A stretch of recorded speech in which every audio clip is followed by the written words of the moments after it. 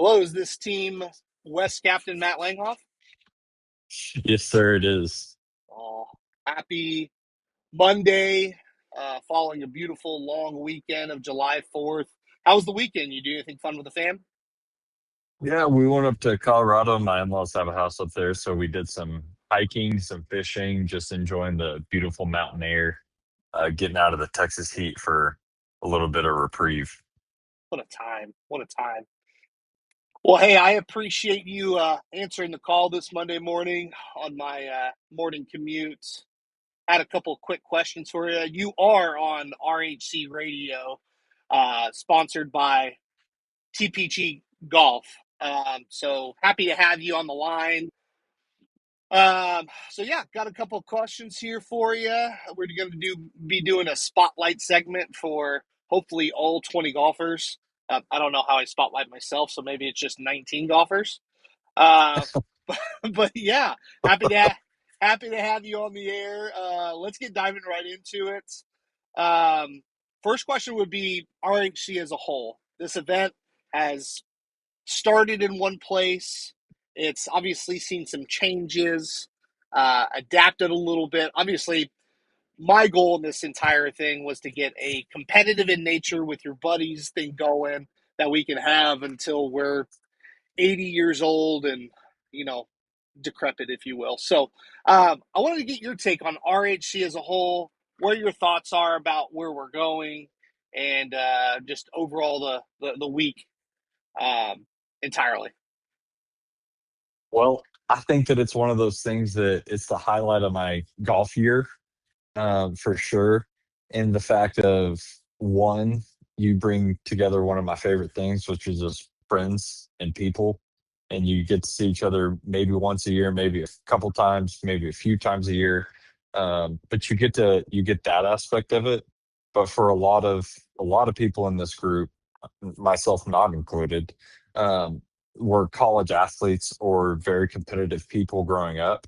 And this kind of it tickles that piece of everybody still, Ooh, as we're in our 30s, as we're dads. Brings both family and competitive together, as you mentioned. I think that this setup, these teams, these members, if you will, of RHC, I think that this is the most competitive that it will be. Myself, as the on paper worst golfer, um, I think that it's great because I'm a 14 handicap, and the majority of the members are single digit, and I think that that really just shows where this is going from where it was the first year of four teams. I love We I had love a that you we said had a lot of on slam paper. dunks out there. I love that you Absolutely. said on paper, because that tells me, hey, you guys, you keep on underestimating me. See what happens. I want to say 3 or 4 years ago, you shot a couple rounds in the low 80s. I would love to see that again. Absolutely. That would make my heart happy for sure. Wish I had it last year when I bought you in Calcutta for $30, but I'm not bitter. I'm not salty. It's fine. It's part of it. But speaking of Calcutta, if you were to tell somebody how much to spend on you to make it the appropriate buy, what would you say? How much? How much doll I would hairs? say I would say 40 to 60 bucks. I truly do think that I'm going to go for less than that. Okay. I th- I can almost guarantee that I'll go for less than 60 because of the flight that I'm in Hmm. with some of the caliber of players that I'm with. But that being said, I believe that there's day money out there for me. There's Correct. definitely skin money out there for me. All of which I would share with whomever buys me. Oh, you don't need to do that Um, no, unless you I'm a buy man it. of the people. Unless you buy half, then they have to do that. But Yeah, yes.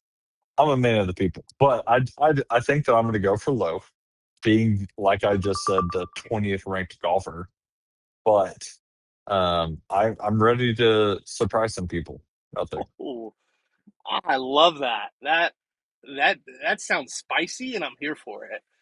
Um, well, kind of shifting gears to talk a little bit about your team. Um, Team West, a lot of volatility, right? We've seen. Oh wait, did we go over that already? No, Okay. A lot of volatility. Um, this team seems very different from years past. Tell me about the offseason chatter, where you guys stand, and overall your thoughts on your squad going into the 2026 RHC Classic. It's been a good chatter. It's been a lot of talk of pairings and who wants to play with who. It's been a lot of actually some swag talk, Ooh, kind of talking about what we're doing. I mean, we have the benefit of having old Glenn Elliott on our team now, who kind of has a hookup on some spots as far as clothing goes. So that's been really fun to utilize. Um, but overall, as a team, I like where we're at. You have me at the 20th on paper, as I said, and then I think that with the other three players, we have three in the top seven. So I just, I truly think that with the formats of RHC, I think that is perfect for us. are Um, are we thinking Team West is a dark horse here? I'm thinking that I wouldn't count us out. Now that being said, every single team is fantastic, but I think that we are the most top heavy out of three than any Okay, other team. I like that take. I like that take. So what I'm hearing from you is if you could just sprinkle in some greatness here and there, and you let your three towers, your tower trio, if you will, minus Hmm. Gist. But if you let your It's gifts in the three towers. that's right, Gist in the three towers, of course, because the three remaining are like 6'5" and above, which is nuts. Um, so yeah, if you sprinkle in some greatness and let the other three play the golf that they're able to play, I think y'all might have something there. So, Oh yeah. um, so speaking of Glenn, not a lot of guys have played with him. Not a lot of guys know him. Um, what is he going to bring to your squad that maybe you're missing? That key factor, if you will. So I think our team as a whole, you have two type extroverted people, and myself and Nash, and then you have two kind of calm, calculated people with Glenn and Gist. And I think that what that does for us is with our pairings, you kind of put one with the other for the most part. Now, Nash and I will be scrambling together as we need to just hype each other up for that. Um, but I think that what it does as a team is it balances us. So you can ride those highs and the lows of a golf round as we all have experienced with the other person.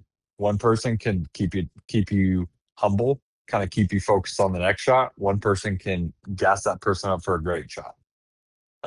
Who might normally just ho hum, oh that was a good shot, whatever. It's like no, that was a fucking great shot. Mm, So mm, love it. Well, couple more minutes here. Some quick hitter questions while I got you on the hot seat. What's your favorite hole at Valor? I would say 15 or 16. Unpopular opinion, I believe, but or no, 10 or 16 is what I meant. 10. 10 is an Um, unpopular yeah, opinion. Okay. yeah, 10. I really like 10 because I've only been in the junk in the middle twice, I think, over the years. Um, I do think that it's not my best scoring hole. I'll have to go back and look at the stats, but I just love the feel of it. It's right after a shotgun. You kind of swing free. Um, I just aim for that top shelf, that top fairway. I hit it, and then I just lay up, might punch a 3 wood up there, get a little right of the green, and hopefully make a birdie. I think it's a very scoreable hole Mm-hmm. if you stay in the fairway. It's fair. Yeah, a really good spot to aim at if you're playing maybe Yeah. like a little draw or a little cut, aka Yep. nothing straight, would be the clitoris. Would be at the very, very Yes. top of, but I still keep on trying to find it. I never find it, but I know They where it say it's is. there. I don't get it. I don't believe him anywhere. Um, yeah, yeah, either. So, well, 10, very unpopular opinion there. I love it. Next question: any underdog team being overlooked or any underdog player in the field, not necessarily just your team in itself, but any Sure. underdogs out there. Um, I mean, I'd say Glenn, but that's more so the fact of people haven't seen him. So they might err on the fact of him being mid-teens in the field. Yep. But I think that he will, after he gets that first round in his belt, as we all have had. I think even Stewart shot in the 80s his first round. 81. Yep. But then now he's, I think, at 66 for low round. So everybody is going to get that first round under their belt. They're going to see the course. It might look intimidating on tee shots. It might look intimidating on paper. But once you get that first round in, you think to yourself, oh, this is a scoreable course. And then Yep. you can go out there and you can do that. I mean, that's a 15 shot difference for old Stu over a few years, but still, it's Yeah. possible out there. And I Yeah. think that that's going to be one. Um, I am interested to see what Ryan will do. Being being where he is in his life. I think that he's been playing more, but I also think that he has other things that are taking up some of his time, which is good. Good, that's great for him. Um, and of course, I'm going to throw myself out there. You know, everybody sees me Underdog. as the mid double digit handicap, and I just I'm ready. I'm ready to Oh, shock people. let's go. We finally get a spicy Matt Langhoff. That's what Oh we yeah. needed. Okay, well, cool. What's your favorite format of the five RHC formats that we have? Obviously, we moved away from two-man total for round one and moved back to NASCAR. That's going to be a popular opinion for those that maybe have a golfer that's in your 15 to 20 power ranking range. So that helps. Obviously, there's scramble, alternate shot needs. Obviously, two guys to play somewhat decent 1v1 as well as modified follow the leader. But any favorite format that you have out of all of them? I think my favorite to play is definitely two man scramble. I think it's the most exciting because with the caliber of golfers that we have in RHC, you can actually see some incredibly awesome scores. Yeah, Um, and I think that it really, depending on how you make your pairing, it it allows for just a good fun round yep. as well as a good scoring round. But I think honestly, as Team West, as I alluded to earlier, I think that we have three top guys, and then me. I think follow the leader will be great for us and for our team. Yeah, Because if I can sprinkle in some birdies here and there, that just get covered up by another guy, or if I can lend a hand in some scoring here and there, that's fantastic. that's a good take. Yeah, that's a good take. Yeah, two-man scramble. Obviously, it's the round where we see the most fireworks. The record is being shared by Matt Martin, Sean Messick with a 60, and then last year Heath Johnson and Justin Tompkins also shooting a 60. Do you think that gets broken this year? Do you think we're gonna dive under the 60 mark and see a five at the beginning of somebody's score? Man, that's 13 that's a under, big number right or there. 13 under out of 18 holes. That's a low number, but you look at those teams. I mean, especially JT and Heath, those are two bombers. So you Some have to think firepower of there for every sure. par five as a birdie minimum. You would And think. then you look at a lot of fours. You look at one for those guys. I mean, Yeah, they're hitting irons off the tee, driving the green. yeah. That's So it's it's I it's it's going to be interesting. And also, I, I go I ahead. don't think I don't think we see 59, but I think that we see two more 60s this year Okay. I mean, 60 and obviously a heartbreak. great score. Great score. Yeah. Especially if the wind, hopefully it dies down this year. But I'll tell you, when we were out there last week, we got about 20 to 25 miles an hour, and the course plays very different. Well, Um, that's perfect for me. I'm used to that West Texas wind, that's so I'll Texas. play it. Yep. Well, perfect. Last question. First tee shot club. Some guys are Driver. taking 6 iron. Oh, okay, right to it. Just big dog. Just gonna try to pound it down there and get a chip and a putt. Does that sound Yep. all right? I love it. We'll see how my driver's working on the range, but I think about my tee shots and my shots before bed most nights. I never make it past 7, I don't think, before I fall asleep. So maybe the back half of the course might need my lunch. But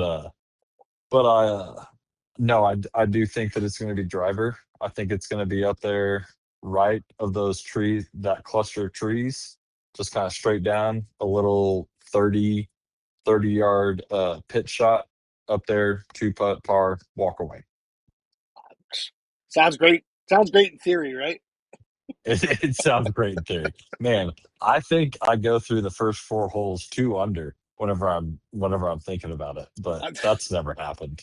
No, come on, come on. I've seen you do it. You can put it together. Now putting it together for 5 rounds is obviously the key factor there. And Oh yeah. as short of a weekend as it is, it's also a lot of golf and a lot. It's a long weekend, so you're gonna have to be able to pace yourself, deal with the highs, deal with the lows. I'm also talking to myself here because Oh yeah. some emotional stability. I saw some negative things creep in over the last couple rounds, which I don't like to see, but I'd rather have it happen now than going into RHC. So, um, Captain of Team West, Matt Langhoff, thank you so much for your time. We are 23 days from the 2026 RHC Classic. What a fucking time to be here. What a fucking time to be alive, and let's get it. Thanks for joining me. Appreciate it. All Talk right. to you later.